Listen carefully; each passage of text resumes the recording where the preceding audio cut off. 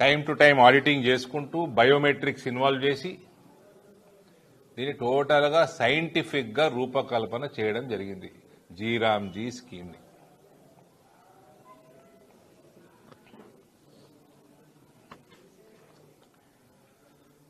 60% 40% centre stair రేషియోలో ఈ scheme ముందుకు కొనసాగుతుంది.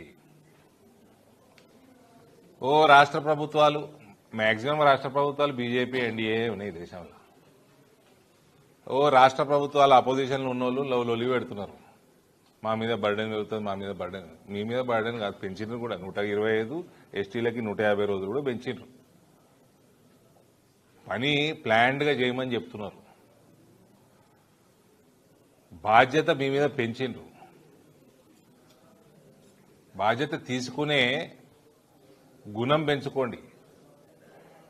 ఎంతసేపు గాలికి పైసలు మింగుదాము, కుటుంబ సభ్యులు పైసలు మింగుదాము, దోసుక తిందాము, ఇవే కాకుండా గ్రామాన్ని ఏ రకంగా డెవలప్మెంట్ చేయాలనో దాని బాధ్యత స్వీకరించే గుణం పెంచుకోండి.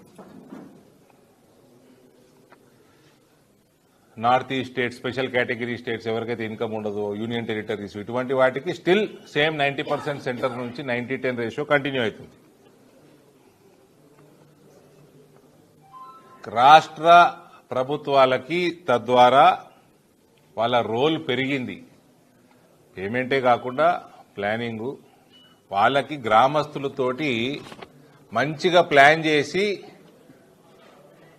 వాళ్ళతో ఒక మంచి బాండ్ క్రియేట్ చేసుకునే అవకాశం ఇది రాష్ట్ర ప్రభుత్వాలకు, అపోజిషన్ పార్టీలకి. అవకాశం సద్వినియోగం చేసుకున్నారు నాయన. పనిచేసే తత్వం లేదు కాబట్టి ఇవన్నీ నాటకాలు.